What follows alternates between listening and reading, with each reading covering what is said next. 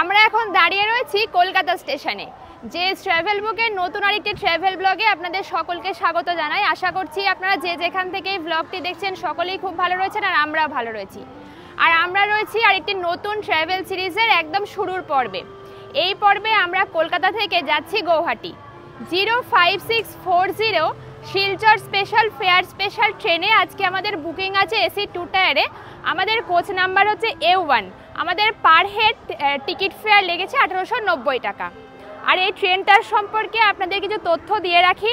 ট্রেনটা প্রতি সপ্তাহে কেবলমাত্র শুক্রবার কলকাতা স্টেশন থেকে বেলা 1টা বেজে 15 মিনিটে ছাড়ছে। আর 23 ঘন্টা 15 মিনিটে প্রায় 1003 কিলোমিটার অতিক্রম করে আগামীকাল বেলা 12:30টার সময় গৌহাটিতে পৌঁছাচ্ছে। আজকের এই সমগ্র ব্লগে আমরা এই ট্রেনের কীরকম কি যাত্রাপথ থাকে সেই সবটা শেয়ার করব। চলুন তবে। কলকাতা স্টেশনে ওভারব্রিজ থেকে প্রতিটি প্ল্যাটফর্মে পৌঁছানোর জন্য এরকম চলমান সিঁড়ি বা স্কেলেটর রয়েছে, যাতে করে ভারী ব্যাগপত্র নিয়ে খুব সহজেই বয়স্করা ওঠানামা করতে পারেন। তবে ব্যক্তিগত অভিজ্ঞতা থেকে এটাই বলবো, মেনটেনেন্সের ব্যাপারে কর্তৃপক্ষের আরেকটু সচেতন হওয়া উচিত, কারণ পরে বেশ কিছুক্ষণ এটি বন্ধ ছিল। বহু প্রতীক্ষার পরে অবশেষে আমাদের ট্রেনটি 5 নম্বর প্ল্যাটফর্মে ঢুকছে। প্রথমে যদিও এটি 3 নম্বর প্ল্যাটফর্মে দেওয়ার কথা ছিল। যাই হোক, আমাদের A1 কোচ, তাই আমরা একটু সামনের দিকে এগিয়ে যাচ্ছি। তবে এখন ক্লিনিং হবে, তাই এখনই যাত্রীদের ট্রেনে উঠতে নিষেধ করা হয়েছে। যদিও ট্রেনের টাইমিং ছিল দুপুর 1:15, কিন্তু এখন বাজে 1:30। আর এখন এইমাত্র প্ল্যাটফর্মে ট্রেনটা দিয়েছে। আর এইমাত্র আমরা মেসেজও পেলাম ট্রেনটা ছাড়বে 3টে নাগাদ। এখনো গেটও খোলেনি, তো এরপরে গেট খুললে আমরা উঠবো।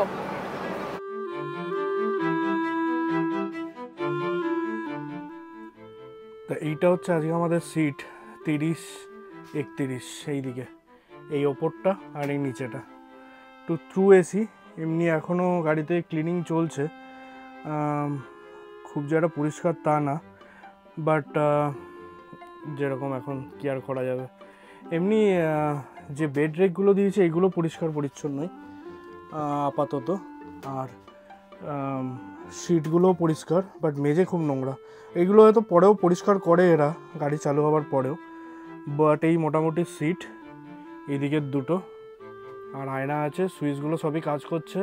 পাখা এখনও অন করেনি, হয়তো ট্রেন ছাড়লে করবে। এসিও এখনও চলছে না, বিকজ ট্রেন 2টোয় ছাড়বে বলেছে, এই 3টে ছাড়বে বলেছে, এখন বাজে 2টো, তো এখনও 1 ঘন্টা টাইম আছে। তো এই নিচটা পরিষ্কার হবে, এখনও হয়নি। তো এই মোটামুটি সব এসি 2 টায়ার আপনার। আর আমি আপনাদের বাথরুমটা একবার দেখিয়ে দিই কীরকম আছে। আমাদের 3 নম্বর আর কি, মানে চয়েস। এই এইখানে এটা এদিকে এটা ওয়েস্টার্ন, আর নো স্মোকিং মোটামুটি জায়গা আছে। এখানে একটা ফ্যানও আছে, চলবে কিনা জানি না। আর এই দিকটা হচ্ছে ইন্ডিয়ান। তো এইখানেও একটা ইয়ে আছে আর পাখা আছে। এই তো চলো, আমাদের ট্রেন এই ছাড়লো, আর এখন বাজে 3:10, আর ট্রেন এই ছেড়ে বেরোলাম।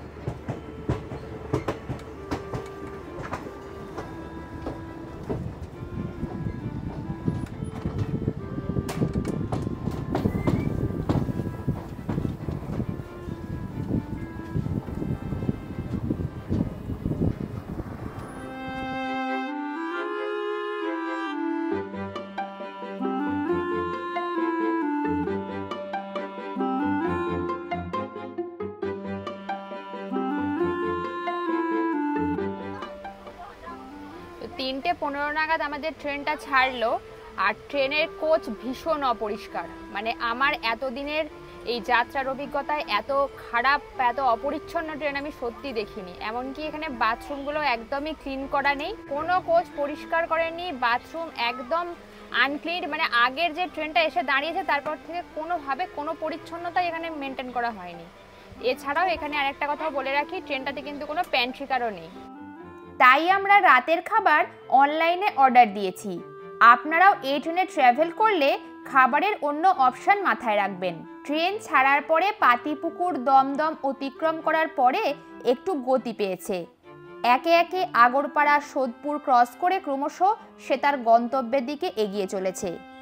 এখন এটাই দেখার যে কলকাতা স্টেশনে ক্লিনিংয়ের নামে অহেতুক যে সময় অপচয় করলো সেটা আদৌ মেকআপ করে ঠিক সময়ে সে তার গন্তব্যে পৌঁছতে পারে কিনা। তবে এখানে আরও একটা কথা উল্লেখ না করলেই নয়, যারা খুব কম সময়ের নোটিশে গৌহাটি বা কামাখ্যা যেতে চাইছেন অথচ রিনাউন্ড ট্রেনে রিজার্ভেশন পাচ্ছেন না, তাদের জন্য এই শিলচর স্পেশাল ফেয়ার স্পেশাল ট্রেনটি একটি ভালো অপশন। 4:07 আর আমাদের ট্রেন এখন ঢুকছে নৈহাটি স্টেশনে। এখানে ওই 2 মিনিটের মতো স্টপেজ আছে।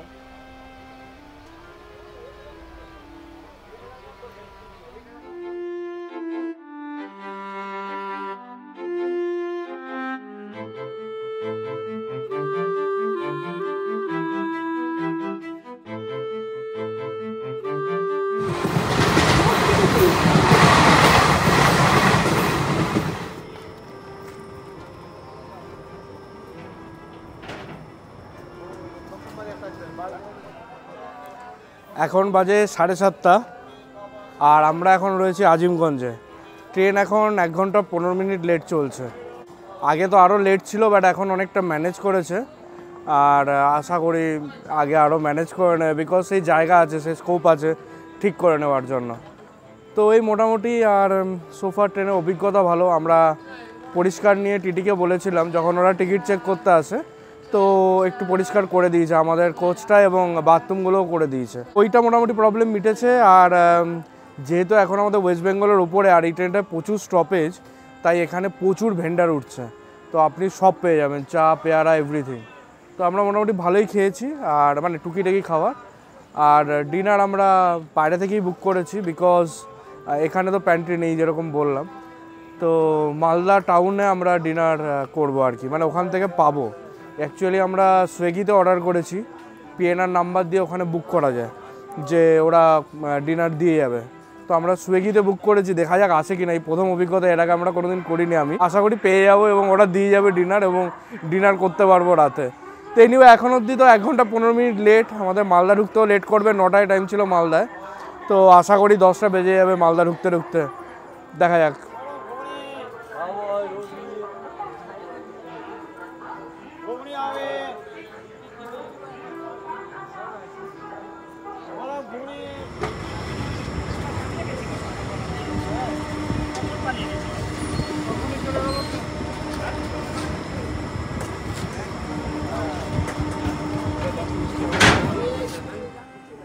এখন বাজে 8:20 আর আমরা আছি জঙ্গিপুরে।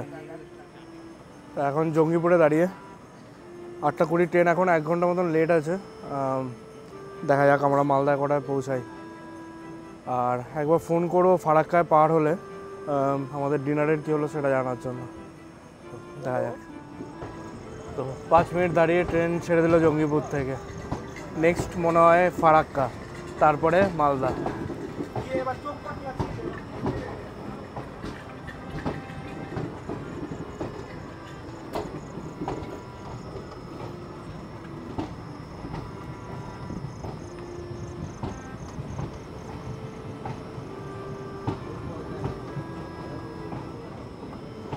আমরা এখন ফারাক্কা ঢুকবো করছি। আর এই হচ্ছে সেই ফারাক্কার তাপবিদ্যুৎ কেন্দ্র এনটিপিসি। এখন বাজে 9:18 আর হয়তো 2-3 মিনিটের মধ্যেই আমরা ফারাক্কা স্টেশন ঢুকবো। তো ট্রেন 1 ঘন্টার ওপর লেট চলছে।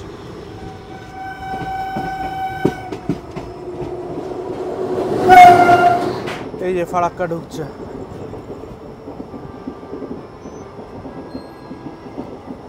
9:24 বাজে, বেশ লেট।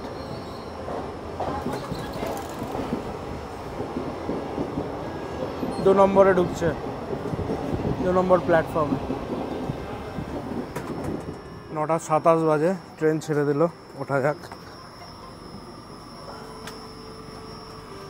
তো বেশিক্ষণ দাঁড়ায়নি, 24-এ ঢুকেছিল, 27-এ ছেড়ে দিচ্ছে। এমনি ট্রেন লেট চলছে ওই জন্য মনে হয়। আর স্টপেজ এখানে বেশিক্ষণের না, মালদায় 10 মিনিটের আছে। আর আমাদের ডিনারও অলরেডি চলে এসছে স্টেশনে দেখাচ্ছে। আমি যদি এখনো ফোন করিনি, বাকিটা ওখানে গিয়ে দেখা যাক।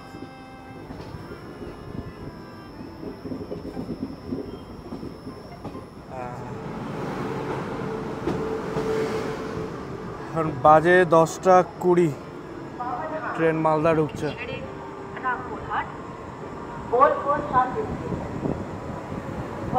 4 নম্বর প্ল্যাটফর্মে দিয়েছে, 10:22।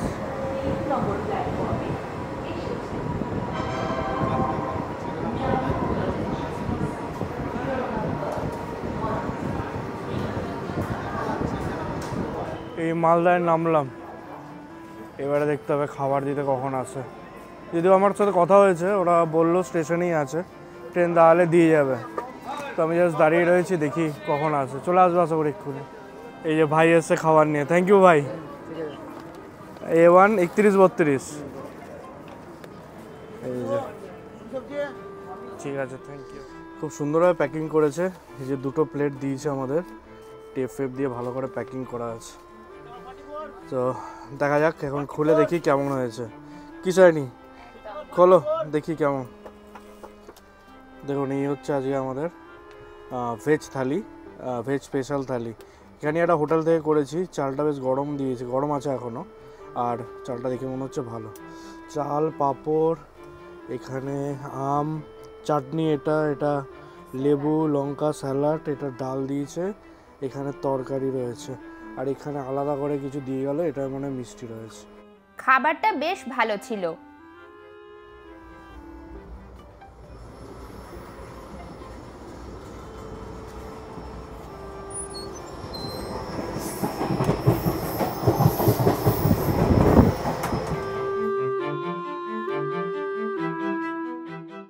সুপ্রভাত। ট্রেন থেকেই শুরু হলো আরও একটা বর্ষণমুখর দিনের। আকাশে কালো মেঘের ঘনঘটা, মাঝে মাঝেই ঝিরিঝিরি বৃষ্টি শুরু হচ্ছে। বৃষ্টির জল কখনো কখনো এসে ভিজিয়ে দিয়ে যাচ্ছে ট্রেনের জানলার কাঁচ। আর বৃষ্টির জলে প্রকৃতিও যেন সেজে উঠেছে সবুজ রঙে। এই রকমই এক অপূর্ব দৃশ্যপটের মধ্যে দিয়ে শুরু হলো আমাদের আজকের ট্রেন যাত্রা।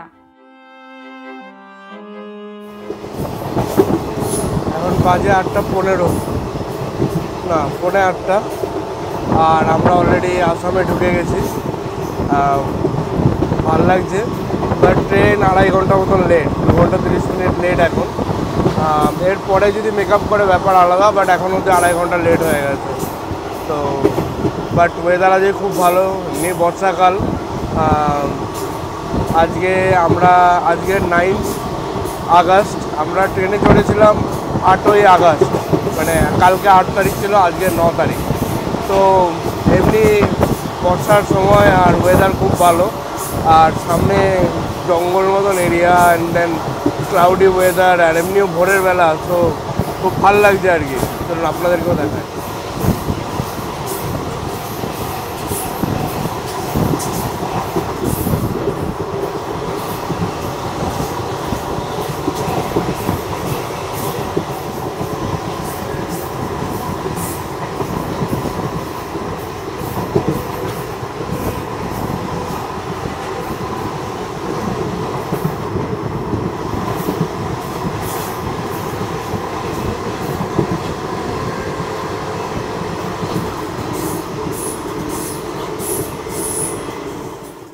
অসাধারণ সুন্দর এ দৃশ্য। আসামের মূল নদী প্রবাহ যদিও ব্রহ্মপুত্র, তবে এর বেশ কিছু শাখা নদী যেমন সুবনশিরি, দিহিং, কপিলি প্রভৃতি নদীর রেলব্রিজ অতিক্রম করলাম আমরা এই যাত্রাপথে। তবে সবথেকে রোমহর্ষক ছিল এই যাত্রাপথে মানস ও ব্রহ্মপুত্র নদী অতিক্রম করা।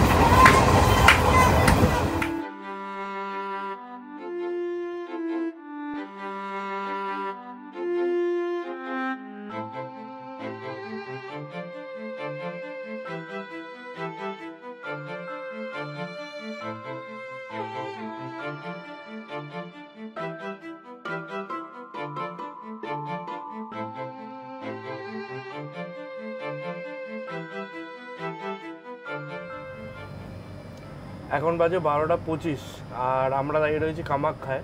কামাখ্যা স্টেশন আসছে খুব সামনেই, তো আর 2 মিনিটে পৌঁছে যাবে। তো অনেকটাই লেটটা ম্যানেজ করেছে, 12:25-এ পৌঁছে যাচ্ছে মানে। আর এখান থেকে গুয়াহাটি 5 কিলোমিটার, তাই তো? তো আশা করি বেশিক্ষণ লাগার কথা না, যদি একান্তই না ট্রেন দাঁড় করিয়ে রাখে। তো চলুন একবার আপনাদের গুয়াহাটি কামাখ্যা স্টেশনটাও দেখাবো। আর সামনেই আমি দেখতে পাচ্ছি গেট দিয়ে কামাখ্যা শহরটাকে, চলুন ওটাও আপনাদের দেখাই।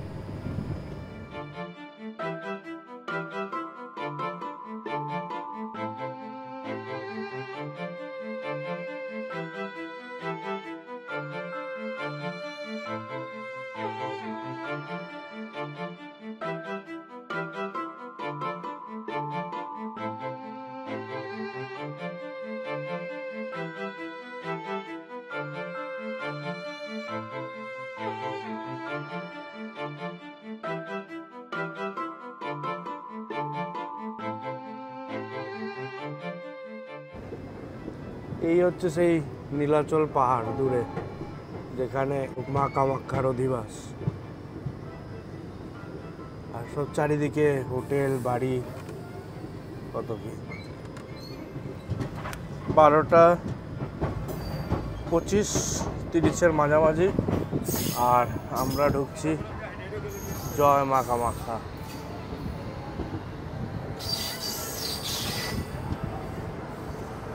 স্টেশনটা বেশ বড় আর সুন্দর, আর আশেপাশে প্রচুর বাড়ি।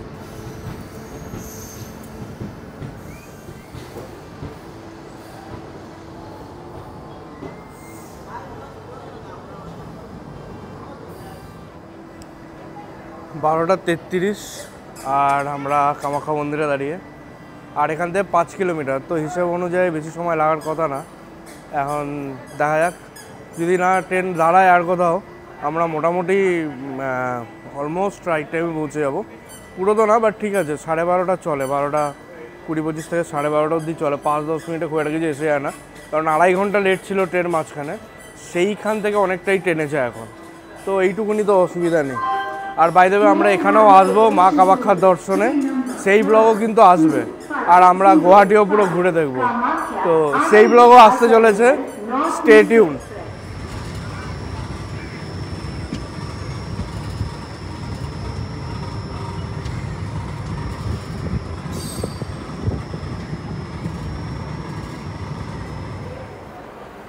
আমরা গুয়াহাটিতে নামলাম, আমার পেছনে দেখতে পাচ্ছেন গুয়াহাটি স্টেশন।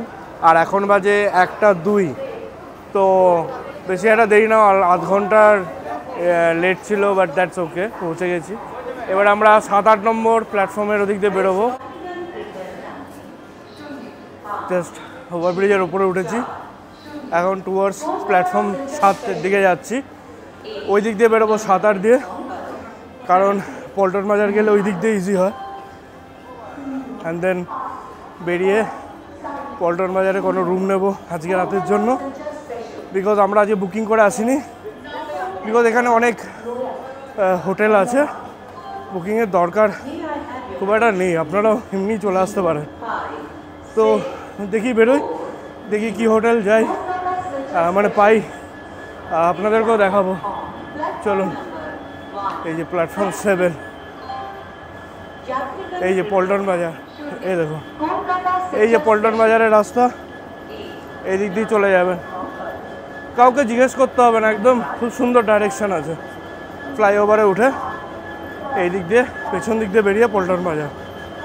চলো যাওয়া যাক।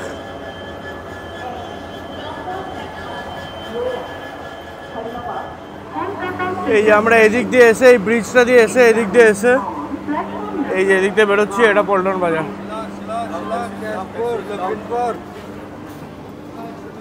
এই পল্টন বাজার, এখানে এইটা বাস স্ট্যান্ড, আর এই যে সব খাবার দোকান আর হোটেল শুরু হয়ে গেছে। দেখি চলুন কোথায় কোন হোটেল পাওয়া যায় ভালো। এই যে সোজা এসে এই 3 মাথার মুখ, এইখান থেকেই হোটেল পেয়ে যাবো সোজা বা কোথাও। এই যে সব আমরা এলাম এদিক দিয়ে স্টেশন, এই 3 মাথার মুখ, এইদিকে এই যে ট্যাক্সি স্ট্যান্ড, এখানেই মনে হয় আমরা, এই তো লাইন দিয়ে হোটেল দেখতে পেয়েছি। চলুন এখানেই কোথাও হোটেল নিয়ে নিই, অনেক হোটেল, এদিকে দুদিকে হোটেলই এখানে খালি লাইন দিয়ে। চলো হোটেল নেওয়া যাক। সো আমরা এদিক দিয়ে এলাম, যেরকম দেখলেন আপনারা স্টেশন থেকে এসে ফাইনালি এই হোটেলটা নিয়েছি। এই যে hotel. Hello, I got it. Hi. আর এটা হচ্ছে এই হোটেলটায় আমরা রুম নিয়েছি, এসি রুম, 1800 টাকা পড়লো। চলুন দেখাবো, রুমটা বেশ ভালো আর পরিষ্কার পরিচ্ছন্ন, ওটাও দেখিয়ে দেবো আপনাদের রুমটা। এই হচ্ছে হোটেল, আপনারাও এসে এখানে রুম নিতে পারেন যদি প্রয়োজন। এই যে লিফট আছে এখানে, আমরা লিফট দিয়ে এলাম আমাদের সেকেন্ড ফ্লোরে। আর এই হচ্ছে করিডোর, আর আমাদের এই রুমটা 203, ওয়াইফাই আছে একদম ওপরেই। তো 203-এর রুমটা দেখাচ্ছি, এসি রুম।